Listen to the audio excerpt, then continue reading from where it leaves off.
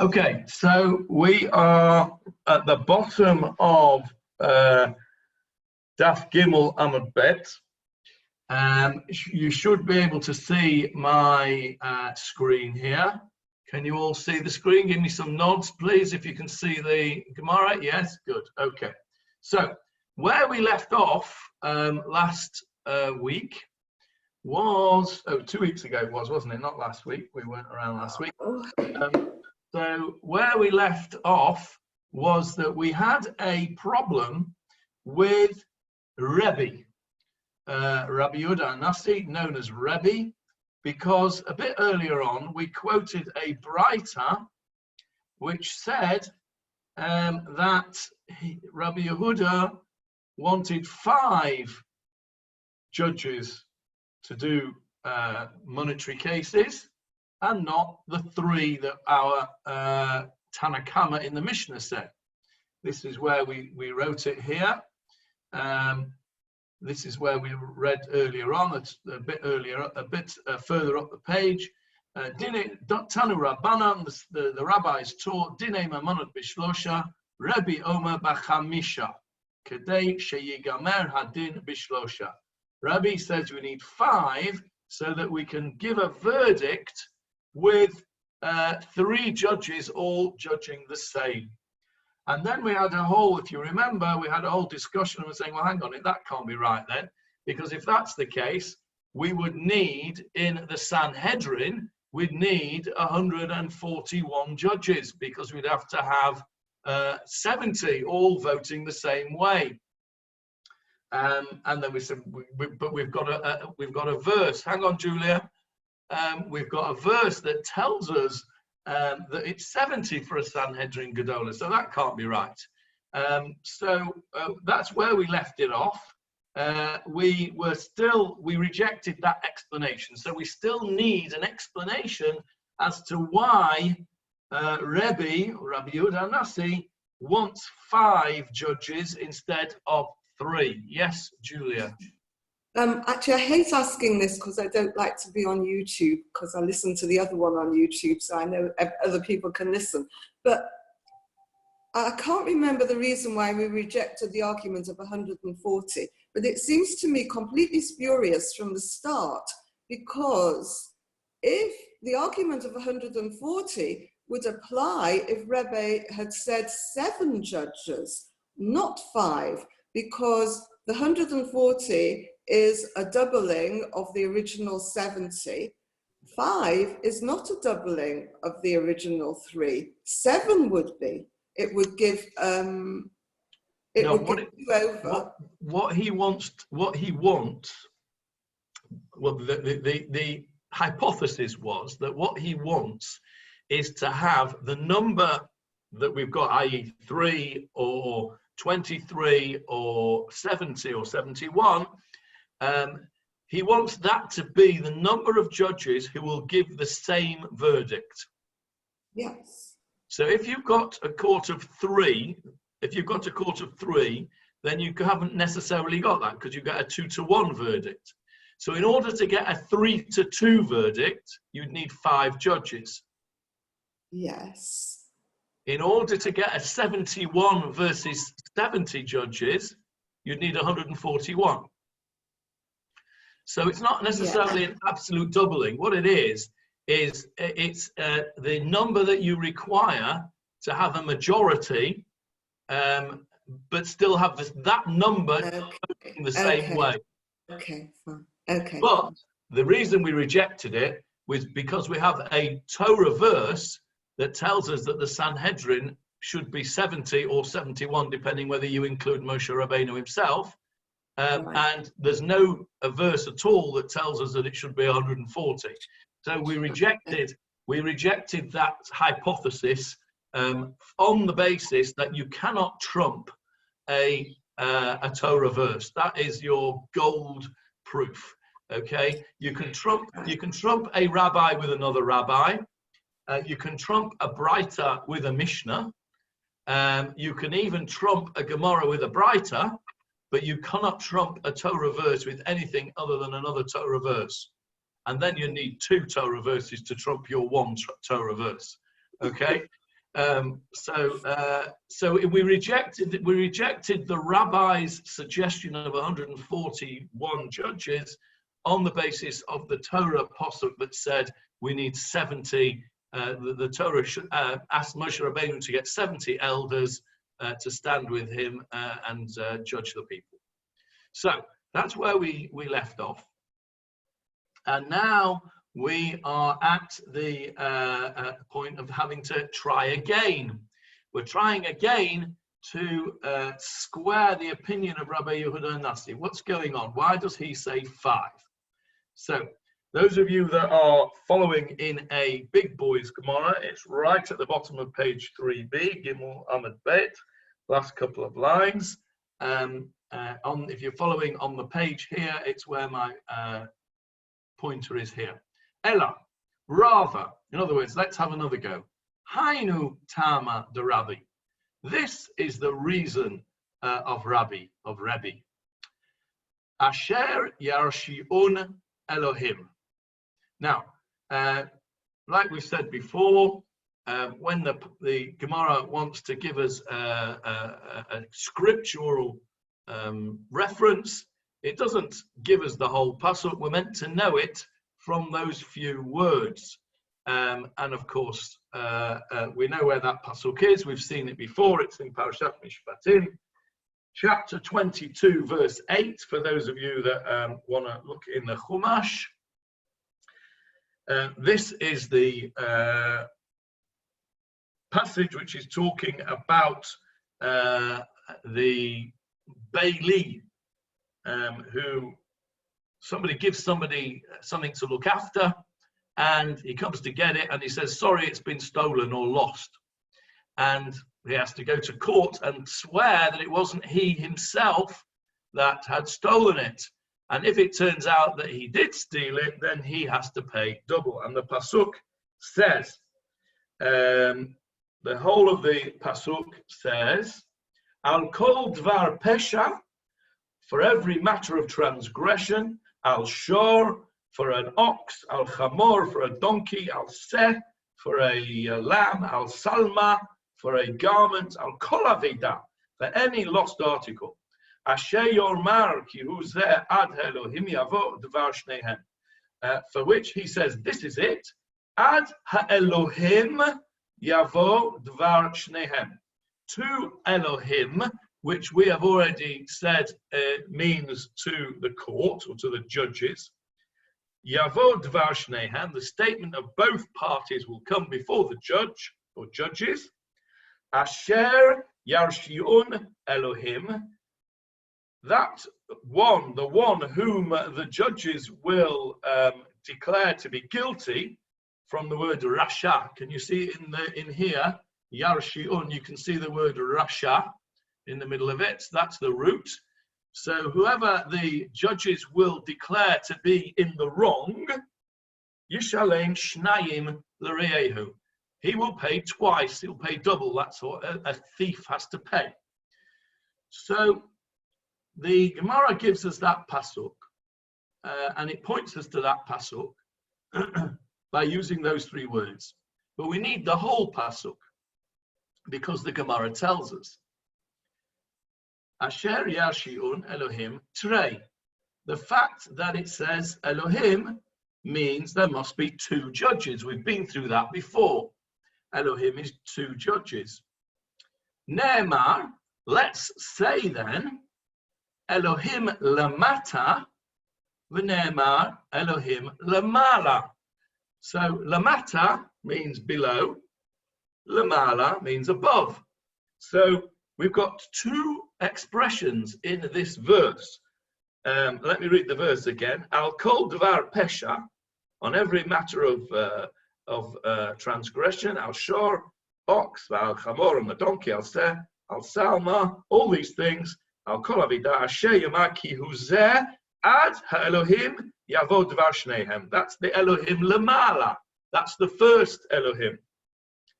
Asher yarshiun Elohim yishalem shnaim lereyehu. So it says it twice in the pasuk. Elohim is said twice in the pasuk. Now, previously, what we said was Elohim meant a judge. And the fact is that we have Elohim 3 times in this whole little section. So we said 3 times means 3 judges. We also said, if you remember, a couple of weeks back, that there is a discussion as to whether we use the first one of the Elohim as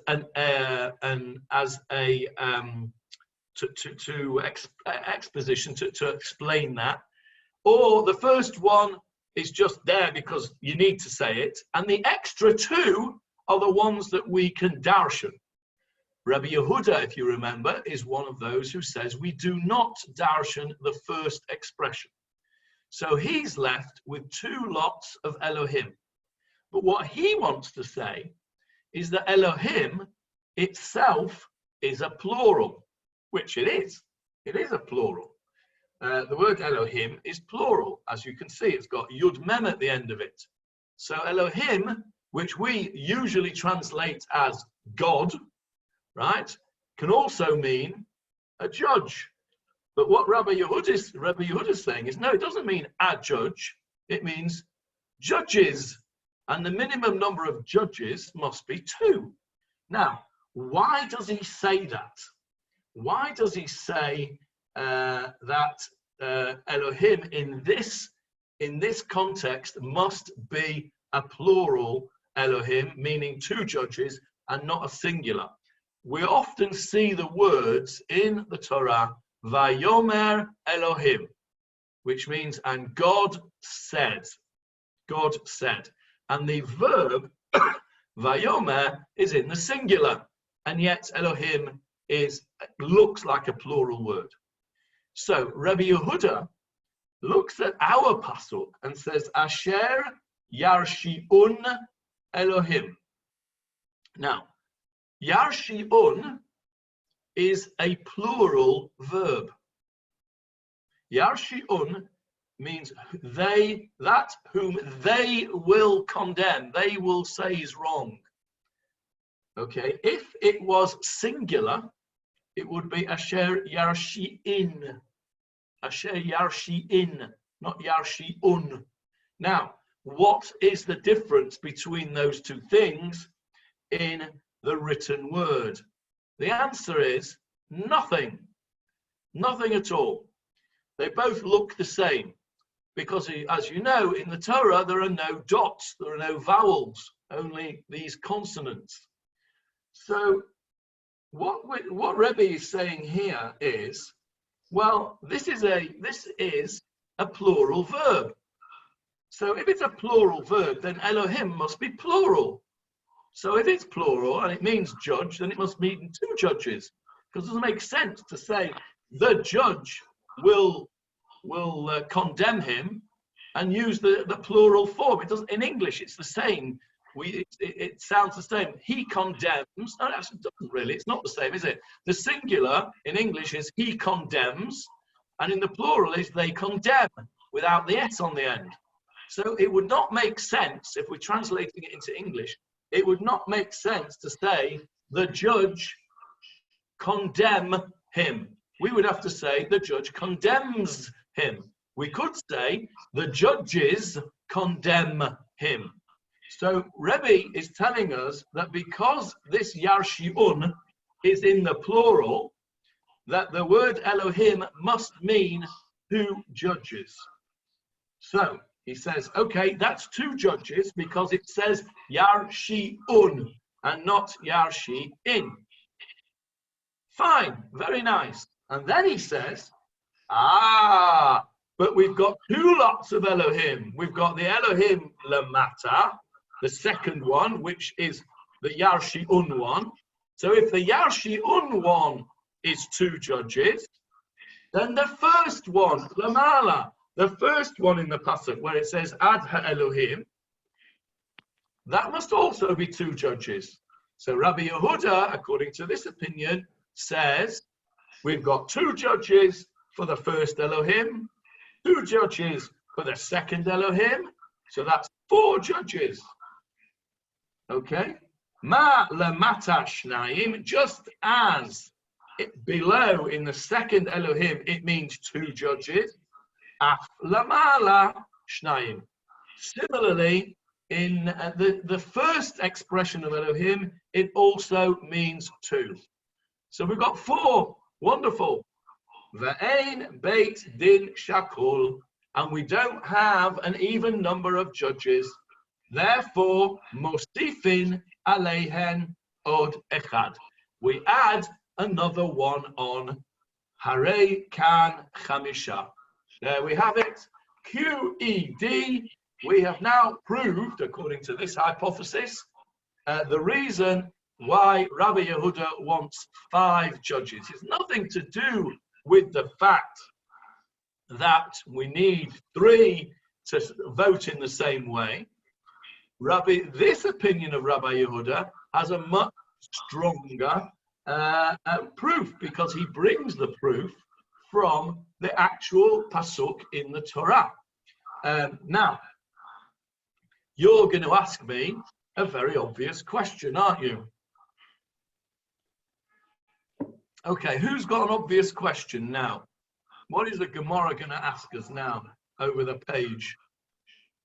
How did he have the idea to make another judge? He made one more. No, because you can't have an even number, that's why. So you can't have 4 judges, so you've got to have 5. Okay, all right. Okay, who's got an obvious question? Jeffrey. Why don't they just put the numbers in instead of talking hypothetically or in riddles, which this appears to be? Why can't they just be precise? Okay, that's probably what the rabbis in the in yeshiva would call the bomba kasha, right? The big question. It's a question that I always had in the Gemarah. It was a question I always had in my English literature classes as well, when we used to look at a poem and the teacher would say, the poet means this, that, and the other when he wrote that. And I always used to think, well, if that's the case, why didn't he just write that?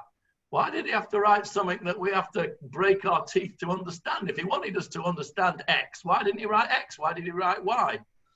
And that was always a question I had. I never got a proper answer from this teacher in my English literature classes. He ended up getting murdered, by the way, not by any of our students, but by somebody else. And when It'd all be out of jobs, Johnny. Sorry? It'd all be out of jobs if it was that easy. You're right. And when I told one of my ex-school friends that this fellow had got murdered, he was very unkind and said he had it coming to him. But that wasn't very kind.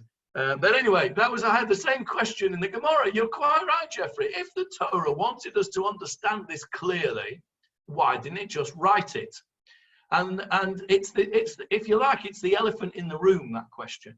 On the whole of the Gemarah, and it's the answer, I suppose, is what Johnny Halpern's just said, that there wouldn't be any need to have a Gemarah if we did that, if it was all written down. The truth is, of course, that you couldn't write everything down, because the Torah would then become too long and unwieldy. The whole point of the oral law was that the Torah was given and the oral law was given at the same time to explain what was in effect shorthand. And we as human beings are meant to exercise our brains and work out what we're meant to do.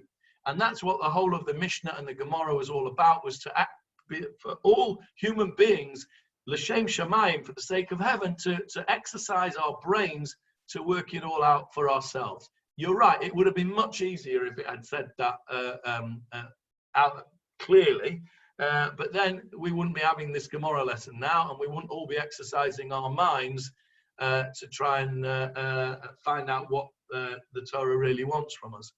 The obvious question that I was looking for is this question here.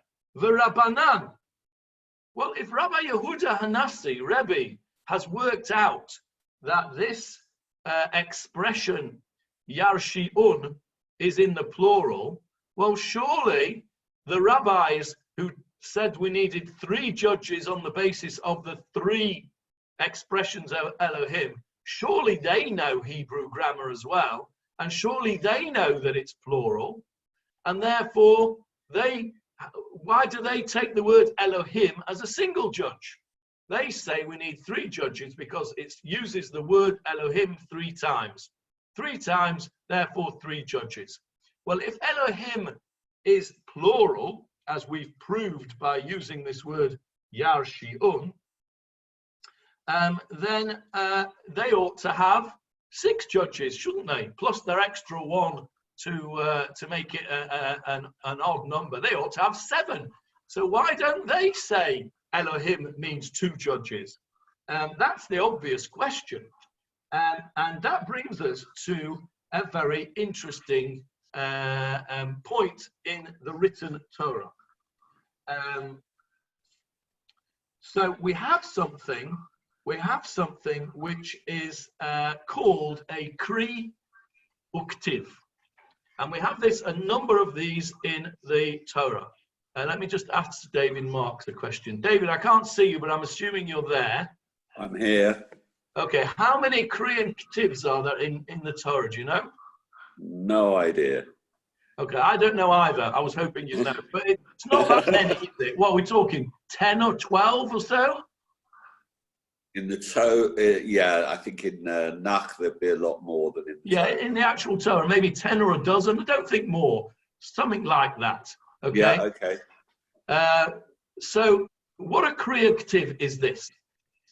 Kri comes from the word Kriya, reading, and Ktiv comes from the word Kotev, to write. This is the example of a word in the Torah which is written one particular way, but is read in a different way. So if you look in the Torah, you will see, for example, one that just popped into my mind now is there's a verse in the Torah which talks about a betrothed girl, and it uses the word na'ara, which has got a hey on the end of it. Only when you look in the Torah, that hey is missing, and it is spelt nun ayin reish, but it is pronounced na'ara, and it's pronounced na'ara because it doesn't make any sense if you pronounce it na'ar as a boy. Yes, Michael. You'll have to unmute yourself, please. Can you hear me Yes. now? Can you hear me now? Yes. Oh, can I just go off with a brief tangent? Yes. The word Elohim we're saying is plural because of the ending, as you said, you're men. Yes. But Elohim, when it means God, is one God. What's the significance or whatever? Okay. Okay. For that, we need to go into Parshat Bereshit to understand Bereshit bara Elokim. God created the world, Bara. and the explanations that are given are that that the being that created the world was, if you like, consulting his junior colleagues up in heaven. The angels and all the other bits and bobs are in there, and he's the big boss of all of them. He's the creator of everything, and it's like when it says Na'aseh Adam, let us make man. Who's he talking to? He's up there on his own, so he's talking to the celestial beings, and so it's used in the plural.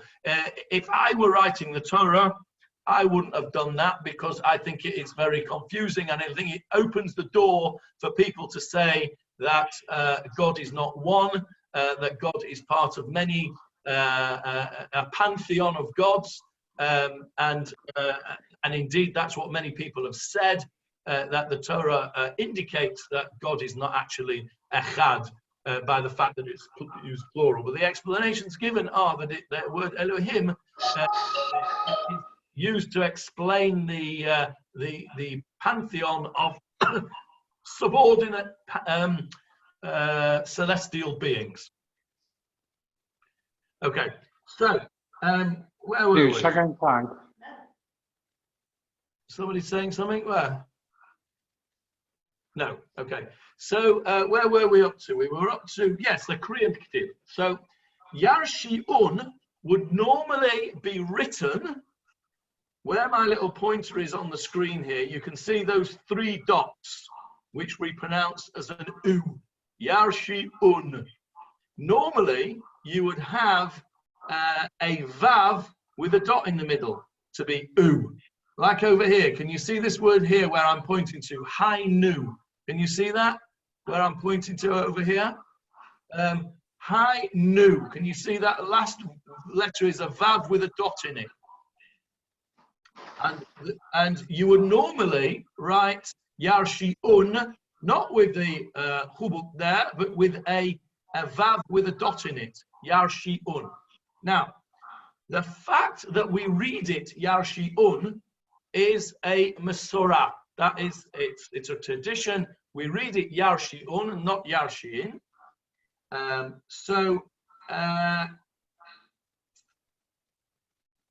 The rabbis say that although we read it Yarshi'un, because it doesn't have the Vav in it, it is written what we call chaser. It's missing a letter. We've managed to get round it by putting the 3 dots in, but it's missing a letter. And the fact that it's missing a letter is telling us something. And it's telling us that there's another way of looking at this. And so the rabbis, as opposed to Rabbi Yehuda, does not darshan that same 2 judges from the word Yarshi'un. Okay, so let's just read this note because it's a very a clear note here. It says, Yarshi'un Ktiv shall condemn. The Meiri explains this detail in a manner that can assist in understanding the entire discussion. Both sides of the dispute agree that the primary meaning of the text is determined by the way the words are vocalized. In other words, how you read it, not how you write it, but how you read it. The dispute is that some hold there is also halachic significance to the way that it's written. So in our case, it's written, remember, the Torah is written without any vowels. It's written in a way that you could read it as the singular. So Rabbi Yehuda Hanassi holds that since the term shall condemn is vocalized in the plural, the word Elohim, which is the subject of that verb, must be understood as referring to at least 2 judges. Conversely, the rabbis hold that even though shall condemn Asher Yarshi'un is vocalized and understood as a plural word, the tradition of the manner in which it is written allows the consonantal text to be read as a singular verb. And this indicates that the word Elohim refers to a single judge, and the plural form is merely an indication of honor. So that you would refer to the judge as Elohim as a term of honor. So we have a dispute between the rabbis as to whether the halachic importance of the way a word is read or the way the word is written is primary. In other words, Rabbi Yehuda Hanassi holds that the primary thing that we have to understand is how it's read. The rabbis say no. If there is a dispute by the way it's read and the way it's written, we can also learn something from it from the way it's written. And now we are going to go off at a tangent. I explained to you before that the Gemarah does this a lot.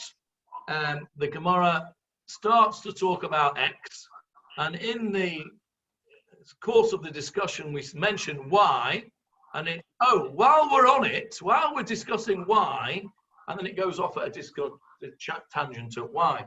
What we have just discussed is a dispute as to which is primary, the written form of the word or the vocalized read form of the word. And now we're going off at a tangent. You can see this little symbol that Rabbi Steinsaltz has. That means it's a new subject.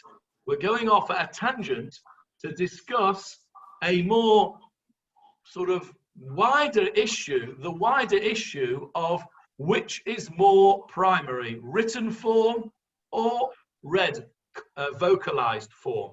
That's what we just mentioned. And now we're going off and say, oh, well, while we're talking about that, let's talk about that in a bit more detail. And that's what the Gemara is now about to do.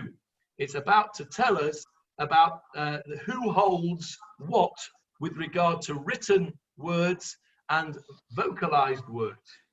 So you'll see here in this background bit, which is important to know, there's a concept of yesh aim la masoret, yesh aim la mikra. So yesh, there is aim, a mother, la masoret, to the tradition. That refers to the written word. In other words, there are some that say the written word is primary. The aim is the mother. We have, if you have a headache, you say, I've got the mother of all headaches. So here, yesh aim la masoret. There are those who say that the written word is the mother, is the most important. Yesh aim la mikra. You can see the word mikra there has the word kuf reish aleph, koreh, to read. So there are others, yesh, there are those who say aim, that the mother is the mikra, the way we read it. So this is the discussion that we're about to have is summarized by this well-known expression, yesh aim la masoret, yesh aim la mikra. There are some who hold that the written word is the most important way of looking at a word, and there are those who say that the read, the vocalized word is the most important. Okay, so that's the background there. Let's go into the Gemara. Amar Rabbi Yitzchak bar Yossi, Amar Rabbi Yochanan. Rabbi Yitzchak, the son of Yossi, said that Rabbi Yochanan said, and so we usually translate that as Rabbi Yitzchak bar Yossi said in the name of Rabbi Yochanan. He's not saying it himself. He's saying that this is what Rabbi Yochanan said. Rebbe, okay, we know who Rebbe is. Rebbe is Rabbi Yehuda Nasi. The Rebbe Yehuda ben Roetz. That's another one of the Tanaim. Ubeit Shammai, and the house of Shammai. The Rabbi Shimon, the Rabbi Akiva, Ulhu Svira Lahu Yesh Aim Lamikra. All of these rabbis hold that the primary way to understand a word is the way it is read. Okay, yesh aim lamikra. Now we have a proof for that. How do we know that? The Gemara is now going to bring us a proof for each of these people who they say, who Rabbi Yochanan says, holds that yesh aim lamikra, that the mikra, the way the word is read, is the most important. So here comes the proofs.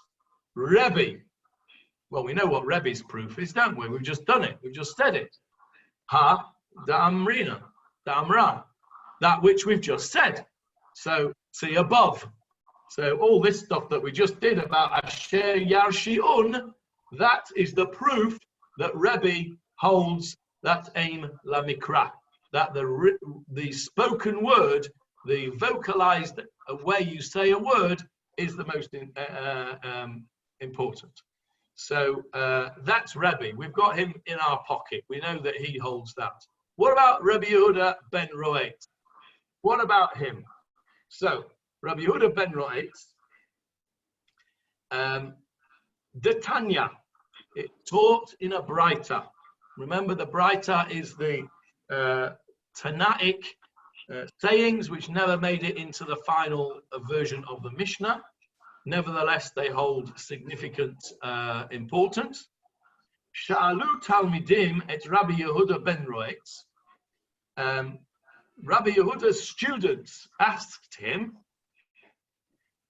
Ekra ani shivin yachol tehei yoledet nekeva tmeya shivin.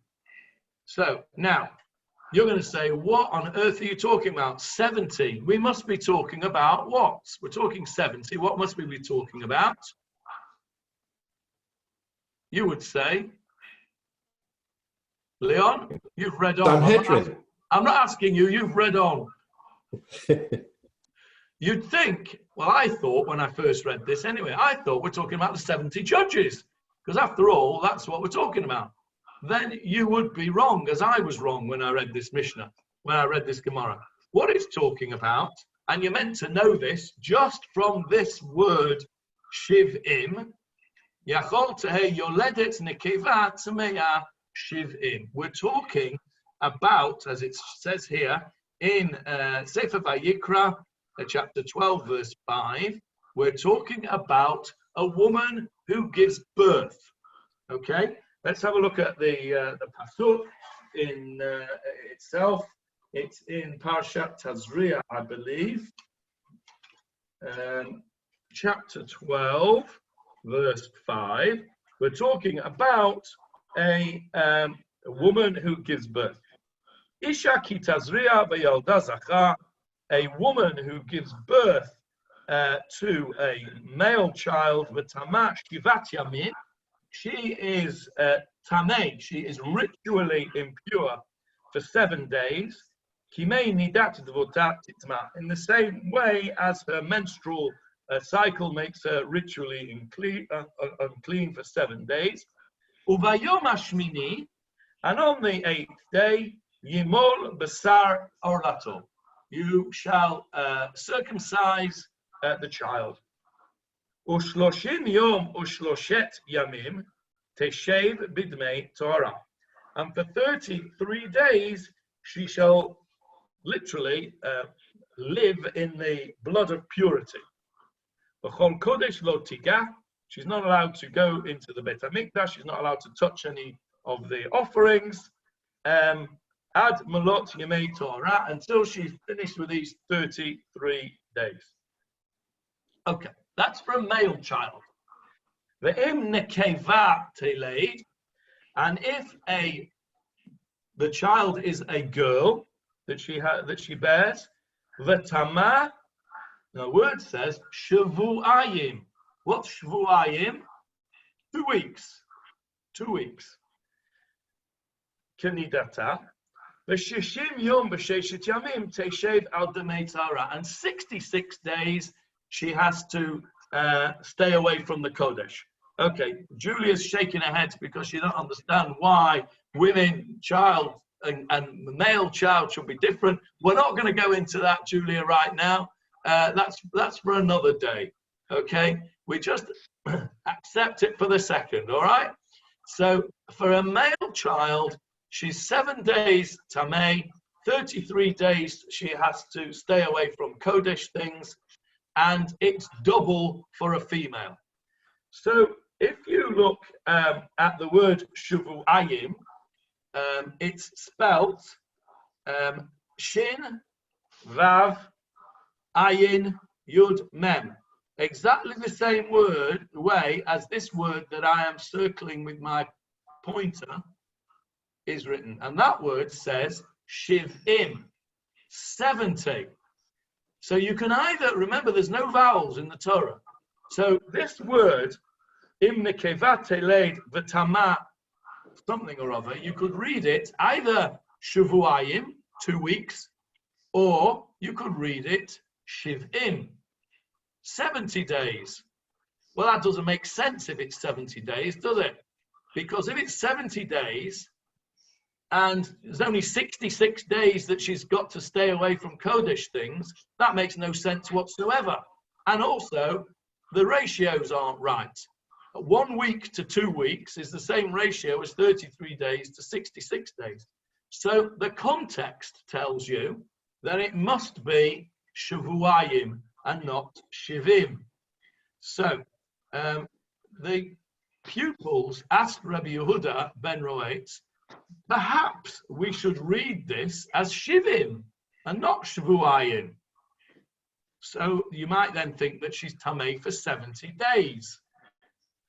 And Rabbi Yehuda ben Roetz says to them, no. Timei v'tihar b'zachar v'timei v'tihar b'nekeva.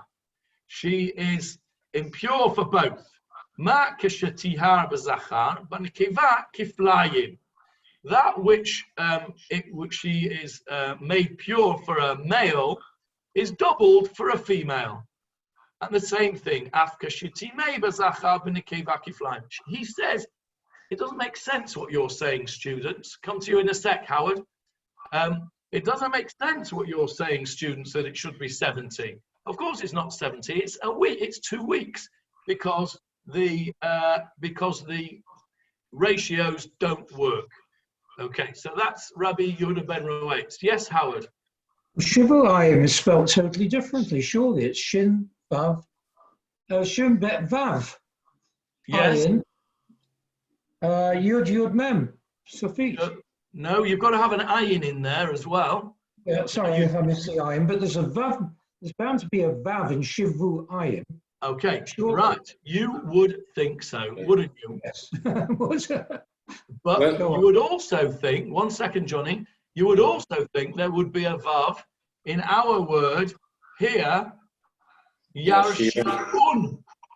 And we already said that in our case, we lopped off the vav and put the 3 dots. So Wow. if you look in your Chumash and you open it to Vayikra 12, chapter 12, verse 5. You don't need to do it now. You can take my word for it. Yes. The word Shavuayim is spelt Shin and then a Vav with 3 dots instead of the Vav with a Vet with 3 dots instead of your Vav with a dot in it. I see. So whilst you are correct that normally it would have a Vav in it, they spell it here, and that's the exact point. It can be read Shivin, but we read it Shavuayim. Okay? Right. Yes, Johnny. I was going to ask more or less the same in modern Ivrit now. How would you write 2 weeks? How would you write Shavuayim? If you write a legal letter, you must pay in 2 weeks. How would you write it? So now I think you could probably write it either way. I think. Make sure it's understood as 2 weeks. I don't know. Let's ask Nechama. Where's Nechama? Nechama. Is Nachum? Is Nechama there? Yeah. Yes, she's here now, yes. Okay, Nechama, if you were writing a legal letter in Hebrew and you wanted to use the word 2 weeks, Shavuayim, how would you spell Shavuayim in your letter? She's writing it down now. Yeah. You mean if with 1 yud or with 2 yuds? No, I mean with a vav. How would you do it? Shavuayim, or with a chubuk, a 3 dots. No, Shavuayim. How would you write it? Tell me how you would spell it. Shin, Vet, Vav, Ayin, Yud, Mem. Right. Okay. Fine. Thank you. That's you've answered our question. So there's your answer, Johnny. You would write it with the vav. With the vav. You would write it with the vav.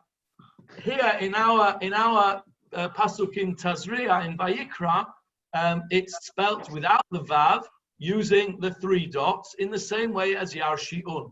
So we know that here it must be 2 weeks because the ratios of double don't match, and that is the answer that Rabbi Yehuda ben Roetz gives his students. And so there we go. Amar lahen, he said to them, Timei v'tihar b'zachar. It can be proven that this is not the halacha, as the Torah deemed her impure and deemed her impure, and she gave it and she says that it's got to be double. So therefore, after they left, la'achar sheyatzu, when the students went out, yatza, Rabbi Yehuda ben Roetz went out after them, umachzir achreihem, and he wanted to call them back. He wanted to call them back. He thought of something else. Amar lahem, he said to them, I atem zukukim lakach. You don't need the proof that I've given you. I gave you a proof based on logic. I gave you a proof based on logic, on the fact that it has to be double the ratio has to be double. He says, but you don't need that. Why? Shavu'ayim karenon v'yesh aim lamikra. We read it Shavu'ayim, and I hold aim lamikra. I hold that primacy is given to the way we read it. So although he gave a logical answer, he then thought about it for a few minutes and said, actually, I didn't even need to give you that logical answer. He was probably telling them off, really, because it was a bit obvious that the ratios didn't work. So he was probably saying to them, that was a bit of a daft question on that particular example. However, since you raised it, I'll tell you that we didn't even need that proof. We could have just used the fact that we read it, Shavuayim, is enough to know what it means, because aim lamikra. So we have now proved that Rabbi Yehuda ben Roetz also holds aim lamikra, that the way we read it is more prime, it takes prime importance in terms of halachic deduction than the way it's written. So if we just go back up to our little symbol here, what did we say? We said Rebbe, we've proved him, we know that from our own Gemarah, Yarshiun. Rabbi Yehuda ben Roetz, we've just proved him. Beit Shammai, we still got to prove Beit Shammai, Rabbi Shimon, and Rabbi Akiva. Now these are all big hitters. These are first division players, these guys, Rabbi Akiva, Rabbi Shimon, Beit Shammai.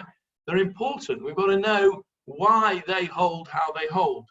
So we're on to Beit Shammai now. So we've dealt with Rabbi, we've dealt with Rabbi Yehuda ben Roetz. Beit Shammai, we're on to Beit Shammai now. Those that are following in the big Gemarah, by the way, we're over the page. We're on to 4a, Dalad Amud Aleph by now. We're making tremendous progress. At this rate, we'll finish the whole of Sanhedrin before about 2050. So we're at the top of the page there. Beit Shammai. What about Beit Shammai? What's Beit Shammai's proof that they hold aim lamikra? Okay, so they bring Beit Shammai ditnan. We've learnt in a Mishnah. Remember the word ditnan. Tanan always refers to the Mishnah. We had over here Detanya, slightly different word. Tnan and Tnanya. Tnanya refers to the brighter. Ditnan applies to a Mishnah, refers to a Mishnah. So we've learned in a Mishnah, and over here it very helpfully tells us where that Mishnah is. It's in Masechet Zvachim 36b. Beit Shammai Omrim, Beit Shammai says, Kol hanitanin al mizbeach hachitzon. Anything, all those offerings which you have to put the blood of those things on the outside mizbeach. Remember, there were two altars in the Beit HaMikdash. There was the outside altar, and then there was the inside golden altar where they put the Ketoret, what's Ketoret? The incense, that's the word, incense. So all the offerings, the blood of which were put on the outside altar, Shenatanan b'matana achat. So once it's made in one go, as it were, kiper, that means that it's done its job. The sprinkling of the blood was to effect the atonement. That was the actual physical act which brought about the atonement, was this sprinkling of the blood. So let's say you brought a sin offering because you'd done a sin, then the Kohen would take the blood after he's shechting the animal and would sprinkle that blood. You've got a picture of it over here on the right hand side. Would sprinkle that blood on the altar, and kapara, atonement, would be achieved. Just as by the way, since we are learning Gemara, and it's a good thing to digress and go off at tangents because that's what they do. Where do you see this described?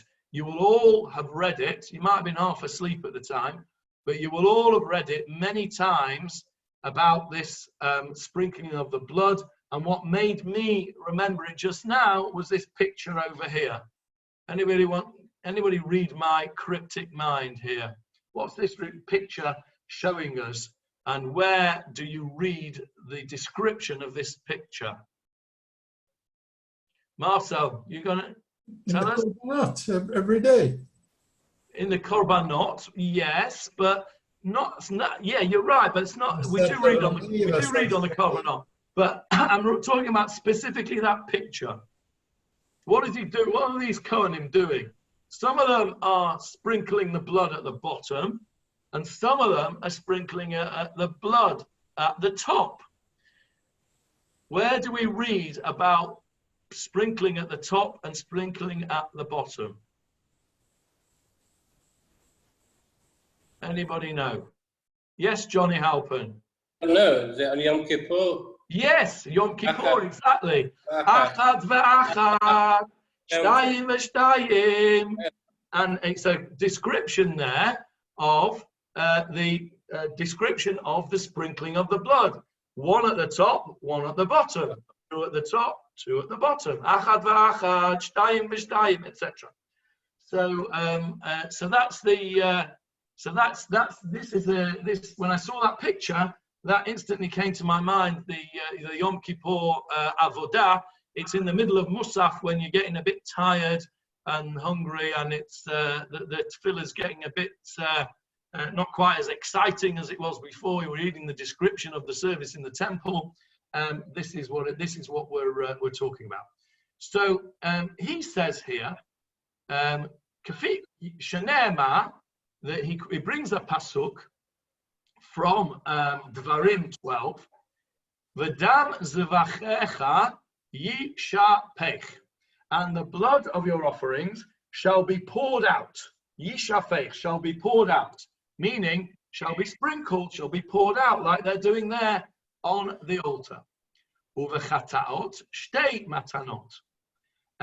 So the Rabbi Steinsaltz explains to us, this verse teaches that even with regard to a burnt offering, which requires multiple presentations of the blood, a single presentation is sufficient to render the offering valid after the fact. So in other words, if you did it all in one go, you got all the blood, and you did it all in one go, it works. It works for a burnt offering. Even though you're meant to do it several different times. But if you did it, you got all the thing and you did it in one go, b'diavad, after the event, after the fact, it still works. You still get your kapara. However, ubechata'at, but with regard to a sin offering, shtei matanot, you need to do it at least twice. Okay? This is our Mishnah. Ubeit Hillel omrim, and Beit Hillel says, af bechatat, even with a sin offering, that shenatatam matana achat kiper. Rabbi Beit Hillel says no, even a sin offering, if you're mucked up, and instead of doing it multiple times, you just did it all in one, you got all the blood and then just chucked it on the mizbeach all in one go, it still works. That's the Mishnah. Okay, so that doesn't really help us so far to know whether Beit Shammai holds like he holds. Okay, and we're just going to finish this very quickly because I have to go to an appointment. So we'll just finish this quickly and then we'll perhaps re-go over it again next time. But Amar Rav Huna, now we're coming to the crux of our point. Rav Huna says My Tama de Beit Shammai. What's Beit Shammai's reasoning why he says that you need 2 for a chatot? Karnot, hare kan sheish. Okay, look at the word karnot. It's plural. Okay, the pasuk says that they have to put the sprinkle it on the corners of the altar. The corners, plural. Okay, so the Kohen takes the blood thereof with his finger and puts it on the corners of the altar. So we've got corners, plural. Harikan sheish. That means 6 goes. Arba lemitzvah. There are 4 of those corners are mentioned for the actual mitzvah. Ushtayim le'akev. And 2 are the b'diavad situation. If you didn't have at least 2, then that will make your offering invalid. So, karnot. 4 are mentioned for the mitzvah, and 2 for at least 2. Beit Hillel omrim karnot. Okay, he says karnot, harikan arba. The word horns is written once with a vav, so malay. Can you see that? And twice without.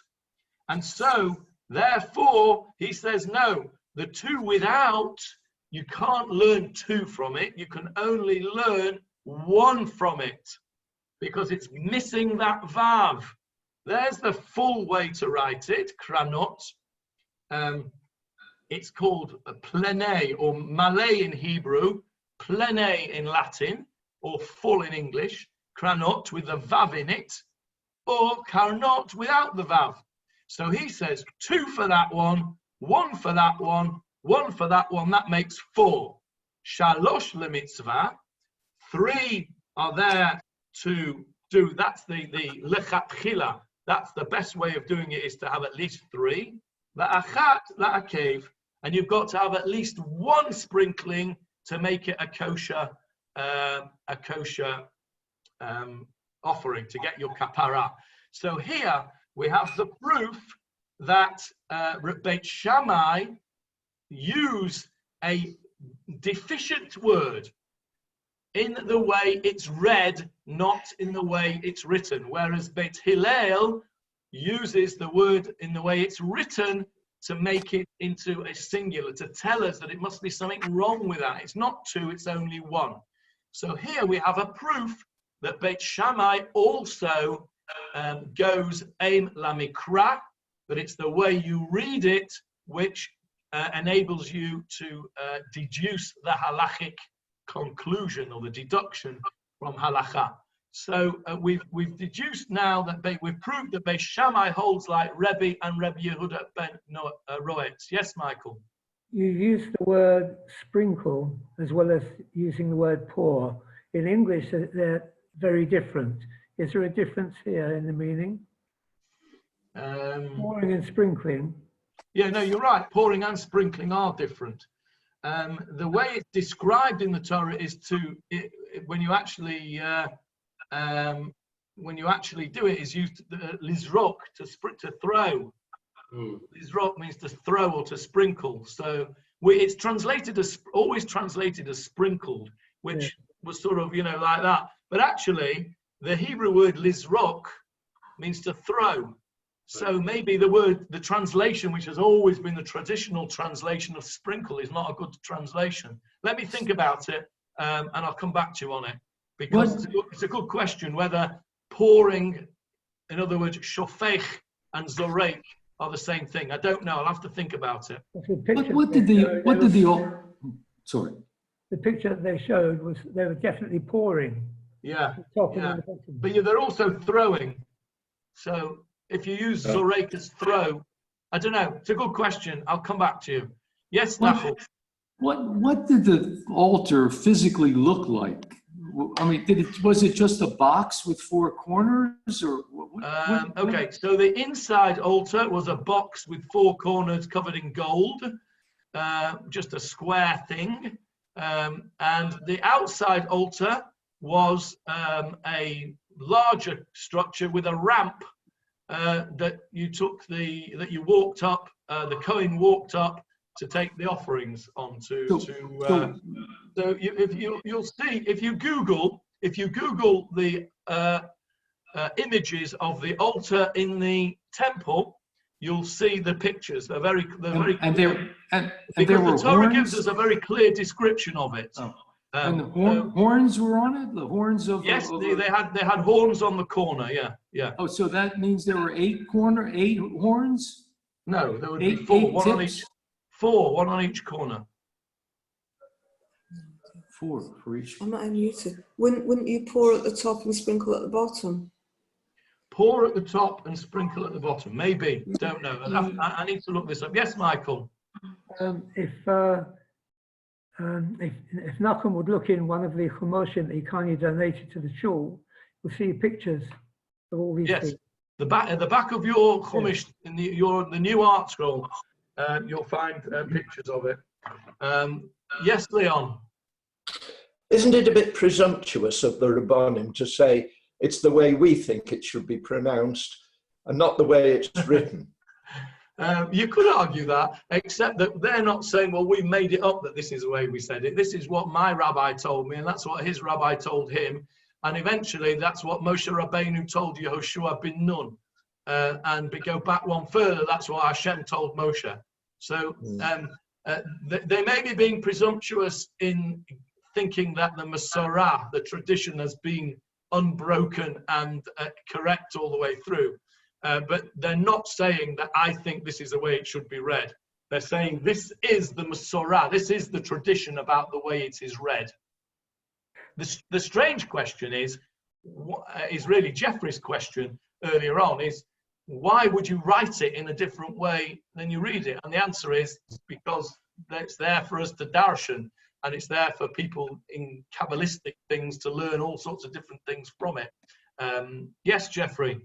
The illustration there, it looks like he's pouring blood onto a curb. It doesn't look like what I would think of as an altar. Altar's higher, taller. Yeah, that's because he's at the bottom of the altar. The top of the altar's up here out of the picture. I see. This is at the base of the altar. Remember, there's a big ramp that takes it up. Right. Let me just see. I stopped sharing that. Let me just see. I'm going to have to go in a minute, but just before I go, let me just see if I can find a picture on Google of the altar just to show you now. Altar, Temple, Jerusalem. Let's have a look and see what comes up. Images. There we go. Let me share this screen with you now. Can you see that? Yeah. So there's the ramp, and there's the altar there. There's another picture there, and you can see. So what we are seeing here, this is a good one over here on the left-hand side. Let me make that bigger there. You see this one here. This is what we've seen on the other picture was them sprinkling down here at the bottom. Can you see? Yeah. So that's why you couldn't see the top of it. Okay, I'm sorry guys, but I have to go because I've got an appointment. We will carry on. Johnny, we've got a majority of 3 already out of the 5 agreeing on a point. So it's not Dinei Mamonot. It's not monetary matters. No, but okay. It's a okay. So I've got to go. So we'll carry on next week, please God. Say bye to everybody. Bye. Thank you so much. Thanks, Johnny. Thanks, Rabbi.